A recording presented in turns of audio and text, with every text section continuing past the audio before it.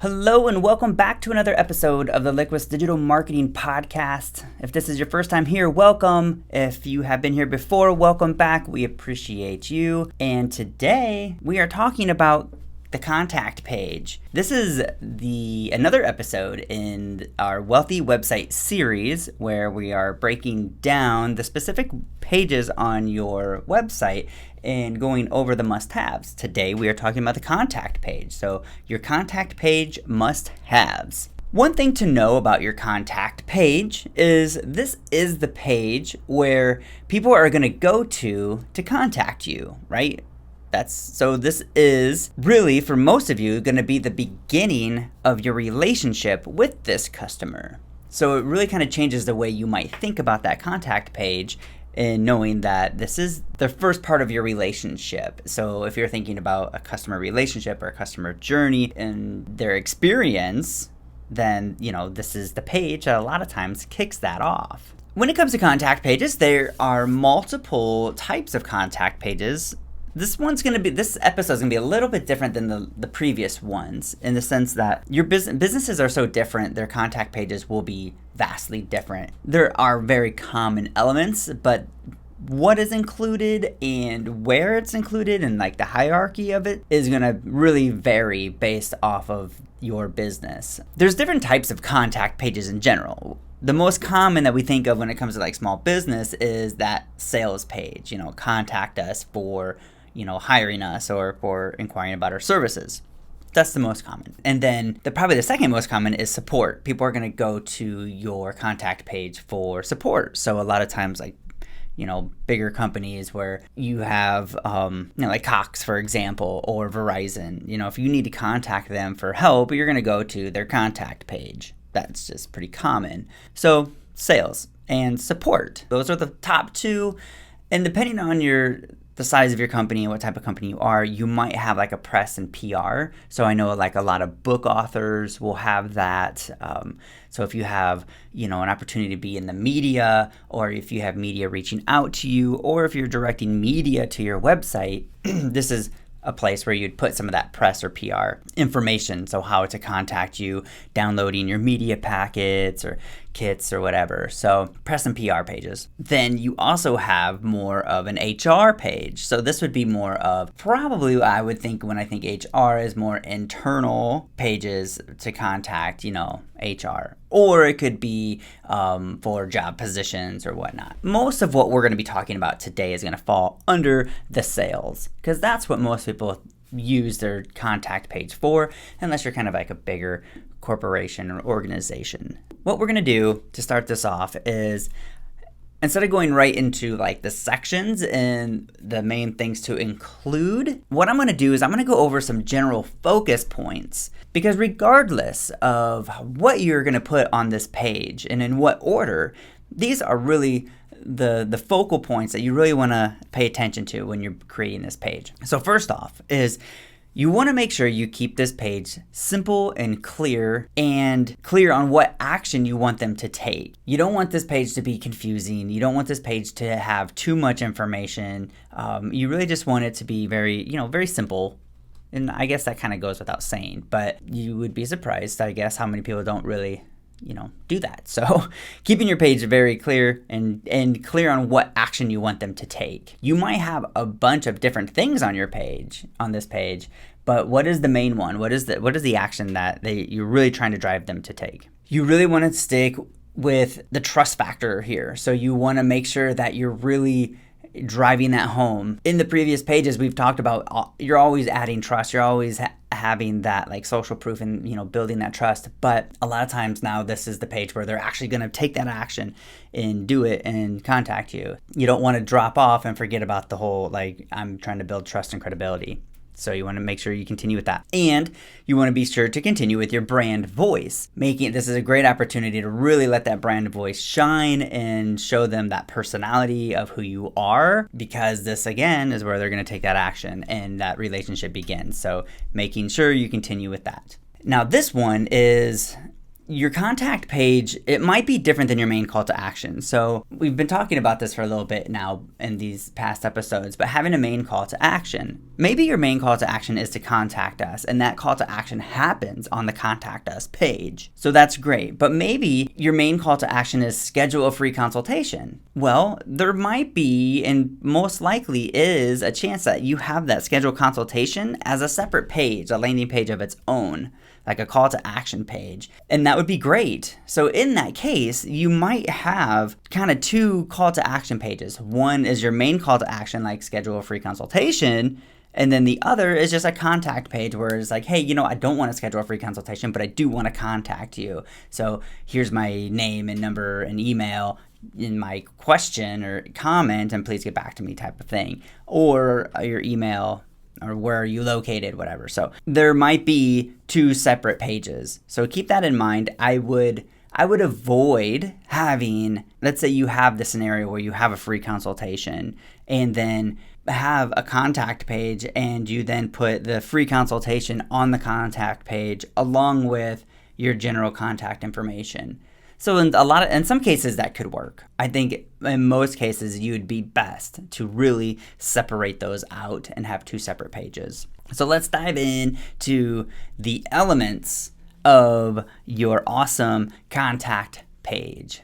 Okay, so like all the other pages, we have this hero section. And now the hero section, I know I talk a lot about the hero section. It's a common thing to have on the page. It doesn't have to be this big, take up the whole screen thing when it's hero section. It could be small, whatever. All it is basically an intro to the page. It's going to include a title. It's going to include a subtitle. It's going to have usually some image or video, either in the background or in it somewhere. So this hero section. So on the hero section of your contact page, you want to have a headline, and you want that headline to invite them in to take the action you drove them there to do. And a lot of times you can do this with using that brand voice. So if you have that kind of like brand voice that's kind of fun and witty, this is a good place to use it, right? Instead of just putting contact us at the top of your page, you can put something a little bit more fun and lighthearted, something that's a little more conversational, like, hey, let's chat, or, let's grab coffee, or, let's, I don't know, take it to the next level, whatever it is. You could come up with something that's more like kind of fun and clever on this title, and it would really work here. You also, in this area, want to include pictures either of your location or pictures of your friendly staff. Really, you want to represent the friendly communication they're going to receive, or you want to show pictures of the feeling that they're going to get, the positive emotion that they'll get with working with you. So if you don't have pictures of friendly staff, like you want to have, or if you don't have a location, then what do you put? So I would put something that has a person in it that is having the positive reaction to the type of service that you're providing.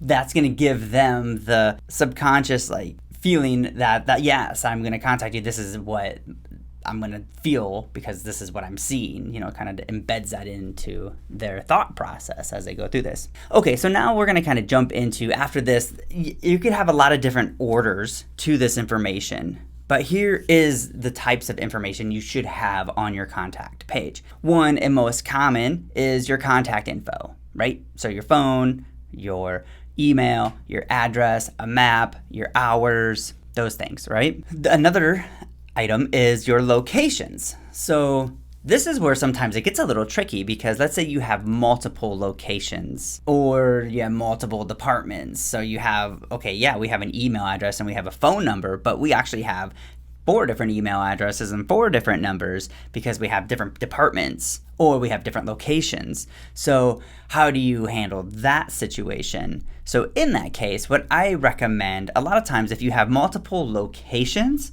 is to have a section with your locations and either have a map that has multiple points on it where you can click on each point and then see the information. Another way is to, or maybe both of these, another option is to have a section that maybe just has, let's say, 4 locations, In each column, you have, the different locations with the contact information under each location. So that's another way to kind of handle the multiple locations. When it comes to the name, email, phone for like different departments, so now you could do the same column situation on this one, or you could kind of list them out with the different, what am I trying to say? The different departments, down in a list. So that would work too. Or, and we've recently done this, is if let's say there's you have 4 or 5 different departments, and depending on what department they want to contact, it's going to go to a different email. Well, there is forms out there where you can use this conditional logic where in the form you have a drop down of the different department. So if the person's like, oh yeah, I need to get in touch with HR, if you select HR, then the form will say, okay, if HR is selected, send it to this person. If support is selected, send it to this person. So you can do that as well. So that way you don't have to leave it up to the customer to just email. You can actually just put it into your form. And then when they selected the department, it automatically takes them to where they need to go. So there's that as well. Another element you want to include is social proof. Again, we're still building trust. We are still, wanting to show credibility. So testimonials. Here are a great place to put accreditations and certifications, warranties or guarantees. This is a great page to have that information. Yeah, showing that you're qualified, and if you have certain license numbers or anything like that, this would be the place to put it. Okay, and then links to your social media platforms. I always recommend don't link to a social media platform that you're not active on. And if you're not active on any social media platforms, then don't link to them. So, because what you're doing essentially is you're telling someone, hey, go here to, to communicate with us. And then you send them there, but you're not there to communicate with them. You don't have any posts, you don't have anything going on. If they were to interact with you on that platform, you're not there to interact back. So you're sending them to a black hole. So don't do it. If you have something going on these platforms and you're using them, then by all means link to them. Yeah, that's always my advice. If you're not going to use the social media platforms, then don't worry about linking to them. And then the probably most important element, and if you were to have a contact page with nothing else on it, you would at least want this, and that is your contact form. Most of the time when someone's online and surfing online and they find your company and they want to contact you, most of the time they want to use a contact form. This day and age, people are expecting that to be an option. And it's almost frustrating when it's not an option. How many times have you gone to a place that you have to really fight to get support, right? Like you have to really dig and dig and dig to get to a support person or a way to get support, so having a contact form is really what people want. What I hate is when you get to the contact form and you want to get some support and it's that chat bot, which we've had a previous episode about chatbots, and chatbots are great, but when it's your only option and you're only driving people into these very broad conversations, it's not good. It's not a good support system. I think chatbots are great, and I think they're great to use, but I don't think it's the end-all solution or the only solution. Have a contact form. And when it comes to your contact form, you want to keep the form as simple as possible. You don't want to don't just ask a bunch of random questions because you think you might want that information someday down the road. Just ask the questions that you need, the bare minimum, and keep it very simple. Make sure that the form doesn't require them to have to make a lot of decisions, because it'll limit the number of people that fill it out. So only use the fields you need. Okay, so instead on the submit button on your form, instead of it saying submit, change the text of that button to some action-orientated verb and use first person. Yes, I want a free consultation versus submit. That is my tip for that submit button. When it comes to this contact page, it's good to give people options, right? So when someone comes to a contact page, they're going to come and with in different places, right? So they might want to get somebody on the phone. They may not have time to fill out a form. They might be on their phone, and waiting to pick somebody up and trying to contact you real quick, and they just want to maybe get on the phone real quick. They don't have the ability or time to fill out a form. Giving them options is great. If you can, if it makes sense in your business. Not always do you want someone to call you. Not always do you want someone to email you. Or not always do you want someone to just fill out a form. Actually, you should always want someone to fill out a form. But if you can give them other options, always provide the form, but it's great to provide a direct line of communication when you can. So providing a phone number will provide that. The other piece is whatever your main call to action is. So let's say, and when I say call to action, I know I'm kind of using that a lot here, but on this page, you're going to have a contact form. You're going to have, possibly your phone number. Maybe you want people to call you. Maybe that's your primary means of communication. That's what I guess I should say, means of communication. What's your primary means of communication with your client? Do you want people to fill out a form, or do you want people to call you? Or vice versa? Whatever it is, make sure that is prominent and up front and center. That is your main means of communication. That's what you want to drive people to do, but then also giving them some options. The next thing to have on your page, and this might not work for everybody, or you may not need this for everybody, but a good thing to have is FAQs, so frequently asked questions. So a lot of times people, right before they're going to contact you, might have some of these additional questions, or you can clear up any objections people might have. This is a great place to have FAQs. You might actually, if it's a support page, might be able to field some of those issues within FAQs, and then drive them right to more of a sales call opposed to a questions. So so as we wrap this up, there is a bonus tip I will give on these contact pages. And this is mostly when it comes to sales contact pages, right? And it goes a little bit against what I said earlier about your form and keeping it simple. I guess you can still keep it simple, but you can actually use your contact page as a lead qualifier. Instead of just having your name, email, phone number, message, box, submit form, you can have a contact form that actually include some qualifying questions. So maybe that you don't really do business with smaller businesses. Like if they don't have 10 plus employees, they're not going to be a good fit for you. So maybe that's a question in your form. How many employees do you have? You can also put what is your budget?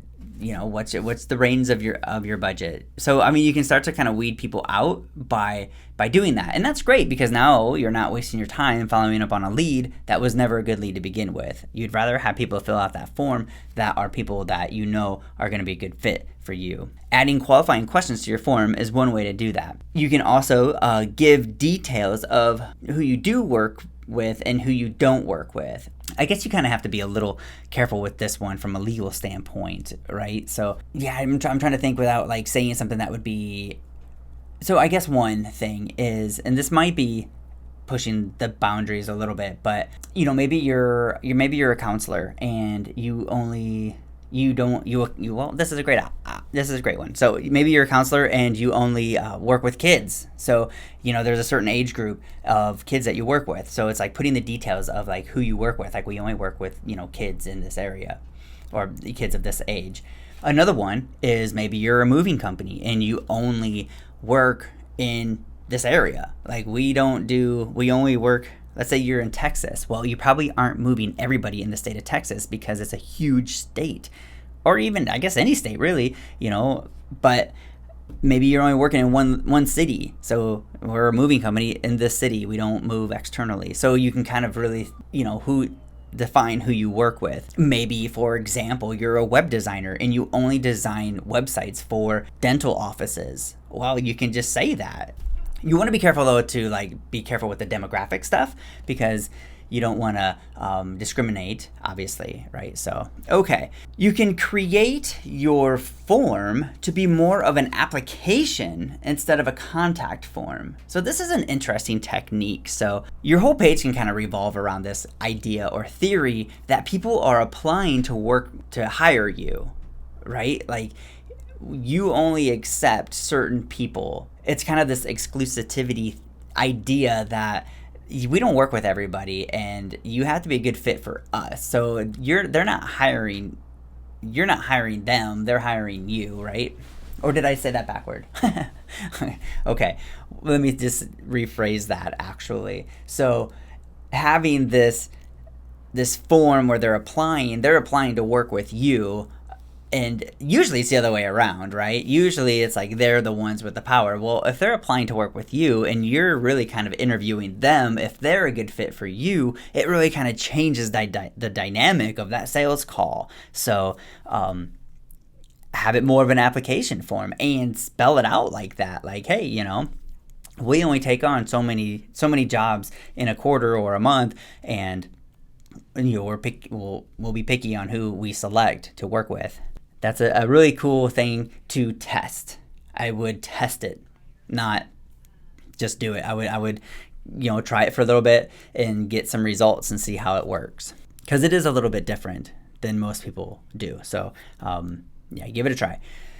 And then the other one, and this is where you have to be really careful, is literally put your qualifying points right on the page. Like, hey, we only work with businesses of this size. Our budget starts here. Like, we don't take on projects less than this. And a lot of people will hesitate to do that because they don't want to drive away potential leads. Well, this will hopefully drive you leads that are qualified. Maybe you only work with women. Maybe you are in health, or, like some mental, like a coach or something, and you only coach women. So, that you might just put that on there. So again, you got to be kind of careful with the legal stuff on that when you start discriminating. But using your page as a lead qualifier can actually really help with getting better leads in the door. So, all right. So that's a wrap on the contact page. It's a little different than the other ones in the sense that it's different for everybody. Everyone's contact page is going to be vastly different, but having these main points is super important. Hero section, contact info, location or locations, your social proof, super important, contact form, FAQs. So that's a wrap. Hope you enjoyed this episode, and if you found this helpful and know someone who might find it helpful as well, please share. Don't forget to subscribe, and we'll see you in the next episode.